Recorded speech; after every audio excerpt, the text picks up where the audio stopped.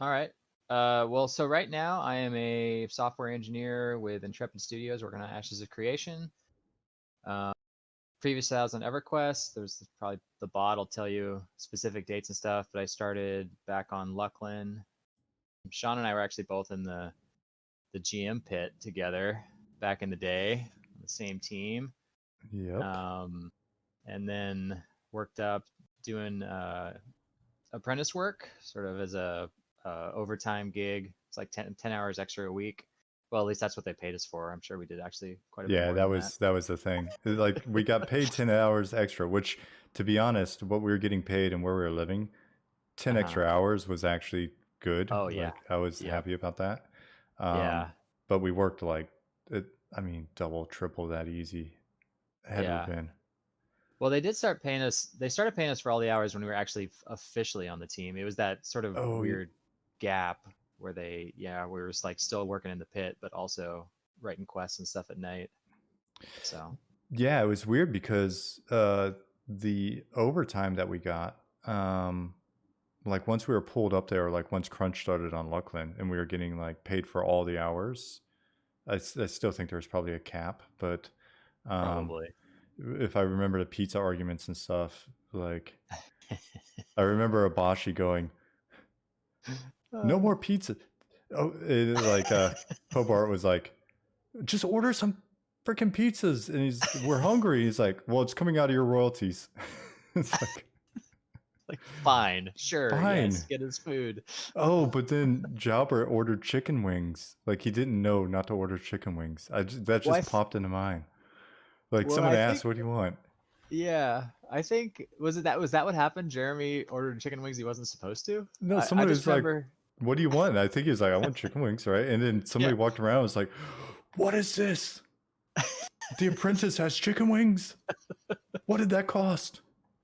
Well, the other thing was that was one of the best stories was that I think I don't know, we ordered Papa John's and Papa John's had the chicken wings, and then Jeremy, the apprentice, took the last wing in front of some like senior devs that were coming through the line behind him, and I think he took like three or four.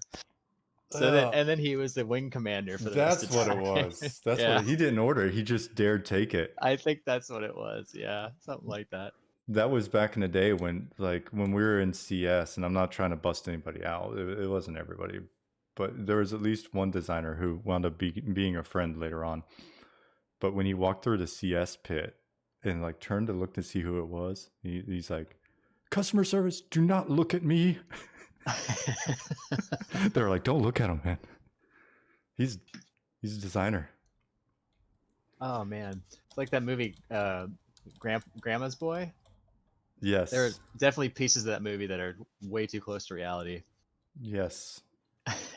So I've updated the bots in the background. It's a smooth operation here. Okay, So your info should be fairly accurate. Um, cool. Bunny, Uh, you're in Griegs right now, so not on Eridune. yeah, Griegs.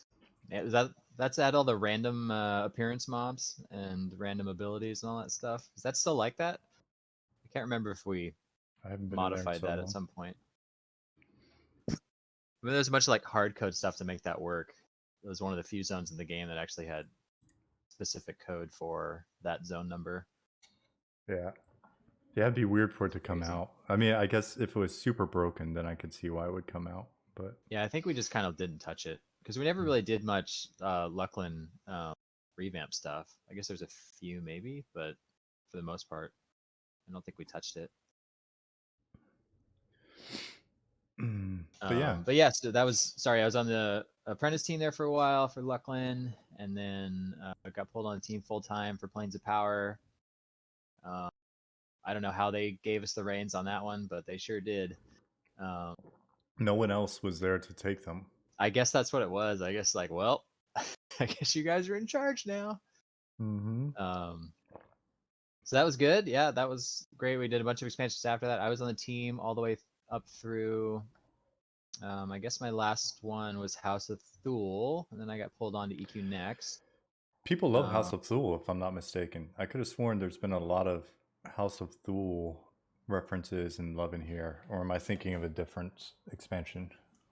Might have been. So I was lead designer on Seeds of Destruction, Underfoot, and House of Thule for the first half of it, and then I wasn't there for the launch. I think I probably switched over to Next maybe 2 months before that happened. Mm. But yeah, I was one of the writers on that design doc. I wrote a lot of the Seeds of Destruction lore as well. Underfoot was more Absol's thing. There's a couple other guys on the team that were really into Underfoot, so I kind of let them God, I take love over that for guy. that. I Yeah, love that guy. I can I wish I didn't suck at keeping up with people, because now that I've been doing this and talking to you guys and then thinking about people like Alan getting back, I'm like, my God, such great people. So it's nice to yeah. catch up.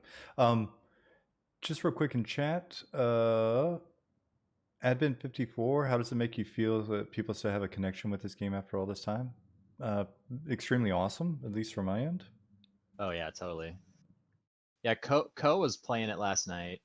Co Carnage. I don't know how many of you ever watch Yeah, him, but that felt like totally warmed my heart. I was like, oh man, Co is playing a game that I worked on for like 13 years.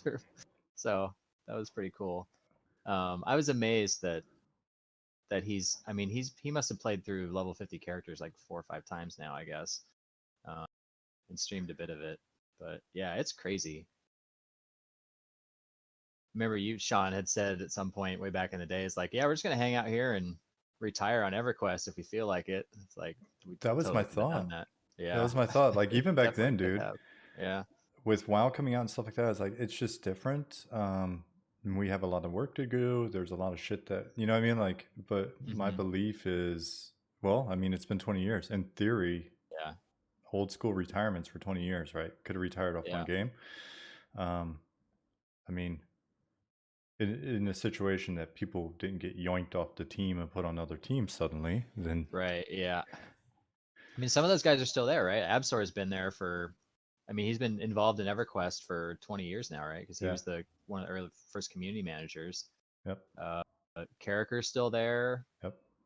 Life. So or Prathan, sorry, Prathan's his GM name.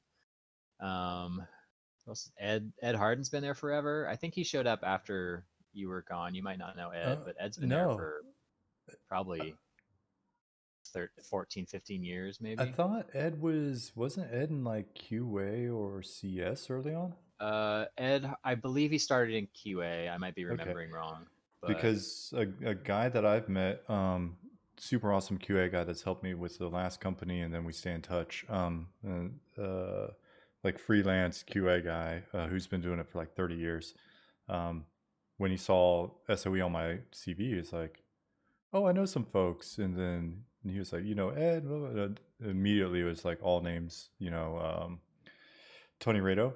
He's at yep, Blizzard, I think, or he was is for. now. So yeah, I've got a funny story about Tony Rado. So about 5 or 6 years ago, I kind of made the switch from designing to programming, and I may put out a iOS and an Android game. Hmm? And he contacted me, and he was starting up um, a QA division of the company he was working for, and they were going to do QA for external titles. So like, hey, we can give you a deal on some QA time if you want to QA your game. So Tony was in charge of the little team that QA'd my mobile game Oh, right. randomly. Yeah. So Yep. chat's got some stuff here. So Yeah. Advent's asking again about my favorite class. I've always been really partial to bards, playing them, but I like monks and enchanters too. Shaman are good. I like classes that can do more than one thing. I've always kind of had trouble playing some of the ones that were, you know, single role. But um, yeah, What was your GM character? Bart? uh, I guess I'm not sure it even really mattered because I mean It you weren't didn't. really playing it, right? It just happened to be whatever you picked from player select. Well, it mattered for me Um, because as a dark elf wearing nice plate, I got to look sure, pretty yeah. beautiful. I actually think it wasn't a bard because I think there was some GM stuff that conflicted with some of the bard functionality for whatever reason for a while. Like you couldn't slash spell or something, so you couldn't Hmm. like debug things. So I think I actually made a ranger or something instead, but I don't remember. All right on. Too baked for this. Thank you for the follow. Let's see here. What else? We got questions. Did I Um, finish my bio? I don't even know. I got distracted, I guess. But yeah, so I switched to House of programming a Thule few years ago. Oh, House of Thule questions. was your last thing, I think, in your bio. Yeah, House of Thule, and then I switched over to EQ Next, and I worked on that game for about 3 years. Did a lot of the world building stuff. I was content lead on that game. Um, we wrote. There's a 3 years of my life are sitting on a hard drive somewhere at daybreak. Is a bunch of unused lore for that game, which is sad, but I don't know. It happens in games, I guess. Um, and then I came back to the team for a minute for one more expansion, and then I left and went back to school for a little bit to get some computer science classes, and then I switched to programming. And then I went to Hero's Song, which someone just mentioned in chat, which was Smed's spin-off company at Pixel Mage Games. And then Pixel Mage got bought by Amazon, and then I worked at Amazon for 2.5 years. And then the last year's been over at Intrepid. So that's me. Right on. Just real quick, mods. I'm afraid to click over in Discord at this point because of the way this is rigged. And so any message that goes in there, I'm probably going to miss.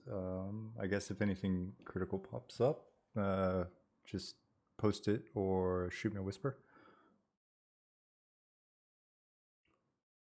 So we got some other questions here. So Tom Toby, I think you mean. He's Yep. been there a long time. He was gone for a while too. He worked on Pirates of the Burning Sea for a couple years in the middle there somewhere. But yeah, he's been there a long time too. I don't actually know when he started. I don't remember. Um, but yeah, he's Um, probably close to 20 years. he started.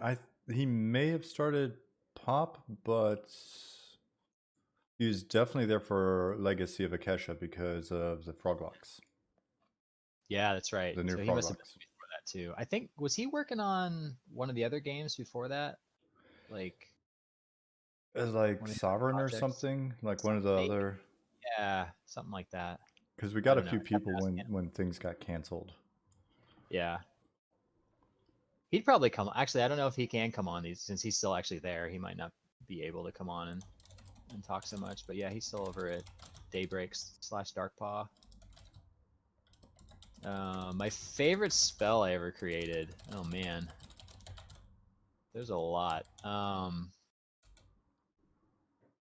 Favorite. I don't know if I have a favorite, but the one that stands out the most is probably the Shaman proc spells because there was a giant thread online trying to get me fired over it. So that's definitely one I remember. Probably not my favorite. Oh uh, man, yeah. we were. I think we were early at so many things on EverQuest, right? Like there were so many firsts back then, early 2000s. We were also some of the first to be canceled. Like we were probably I some of the first yeah. people to have like people like post on forums and send emails to our bosses and stuff like just fire these guys. How dare they? Yeah.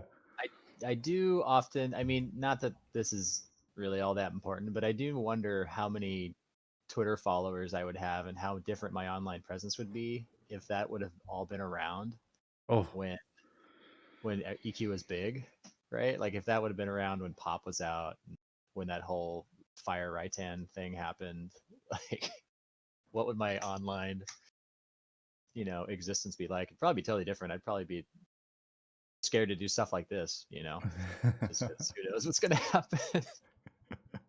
no way. Yes, Ancient True North. That was it. Actually, I didn't make that one. That was Rich Waters. We've, I'm looking Ancient forward to True getting him North. on here as Oh well. man. He's Oh hilarious. yeah.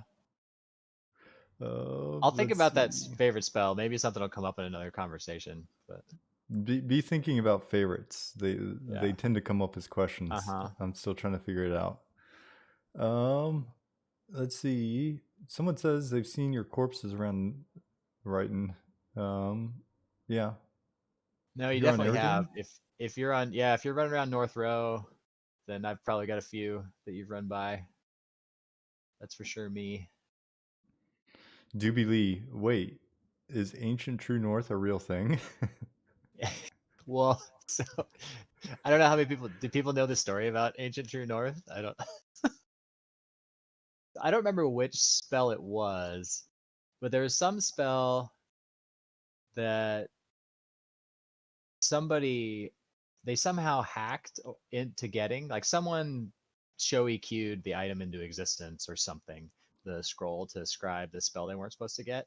So Rich went and changed the spell data to be Ancient True North instead of whatever, I don't know, wizard speller I think it was. Um, so it suddenly was Ancient True North in their book, and it would work just like Ancient True North, but I think it like sucked all your mana or something like that. um, yeah. I So that mean, was the ancient. sometimes you got to do trolly stuff, right? Yeah. It's not that it can't always just be one directional. You got to fire back a Hmm. little bit. Yeah. Yeah. Although now you have to even be even more careful about that kind of stuff. But yeah, at that point we could definitely fire back. I know people we'd like jump online and just go, not really mess with people's guilds, but like, I don't know, troll them a little bit in game for sure. Just show up and like talk trash about them dying to mobs and stuff. Yeah. Well, Kaya, thank you for the follow. Vanetti asked, how controversial were certain things like zone design and things like that? How do you deal with controversy? Like one designer really likes the idea of a zone that he is making, but another disagrees and thinks certain things are very poor or generate poor experience. How did we deal with that? And then how do you deal with that now? Has it changed? Well, it's definitely changed because I'm not the design guy anymore, so I don't get to make those decisions. I'm just mostly given feedback these days. Um, there's other people that are that's their purview, right? I'm writing the code to make sure stuff works. I'm not making sure it's fun. I mean, I do that too, but that's not really my. I'm not in charge of that piece of the development anymore. So in terms of what we would do when that happened, uh, it kind of depended a lot on the situation. We'd usually try to talk about it as a group and kind of come to a consensus on what thing we thought was best. But also, individual designers had a lot of latitude on in their specific zones. Like if they were in charge of a zone, they mostly got to make those decisions Yeah. about what it was going to look like and how it was going to be laid out. Yeah. The biggest thing we kind of made sure to standardize was how difficult mobs were. That was the big thing that was all over the map in the first few expansions. There just wasn't any standardization.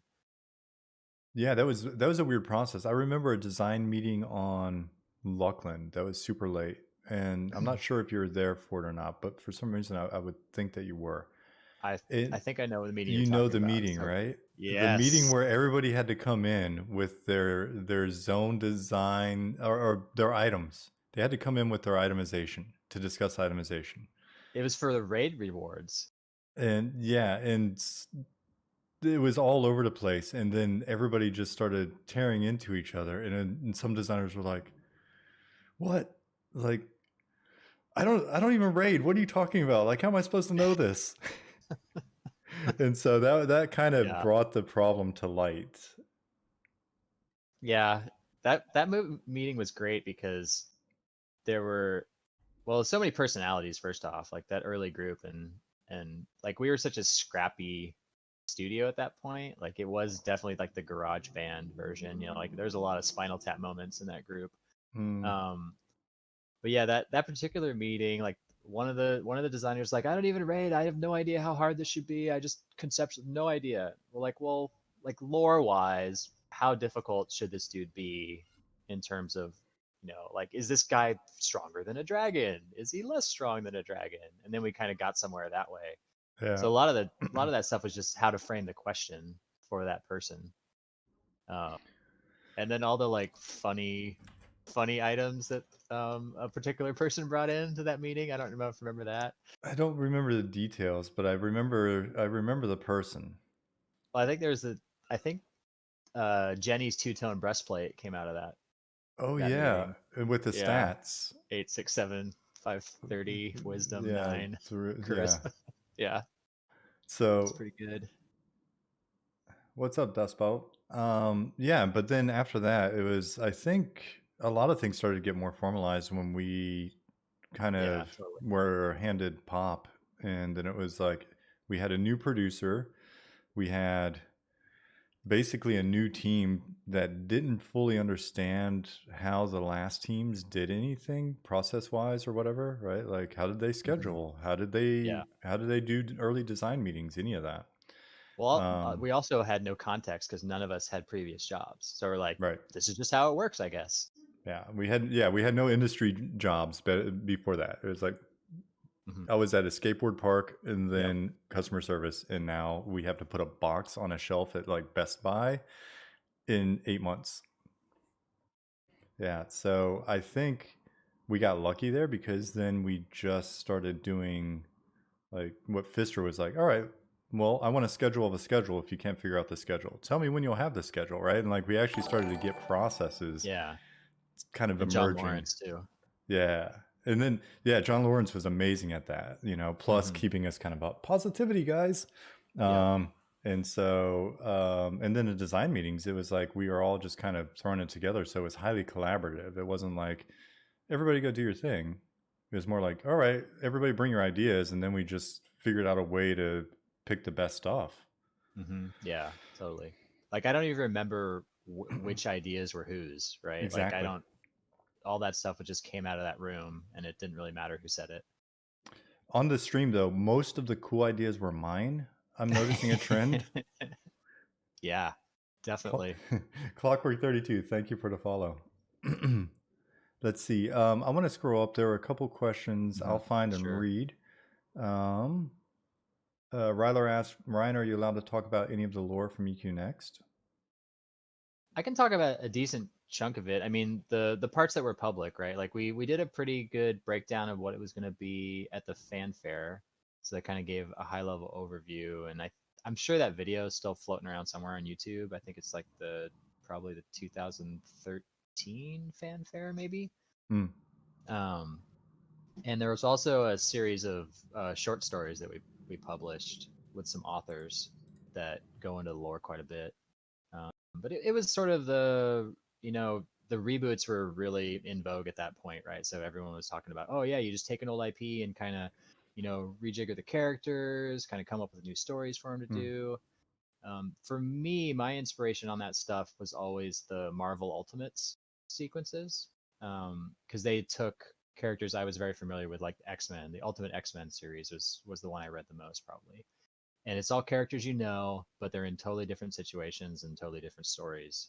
But they're mostly the same character, so you're kind Right. of grounded in the characters, but you want to see them do a new thing without being kind of hamstrung by the old stories and old consistencies and stuff.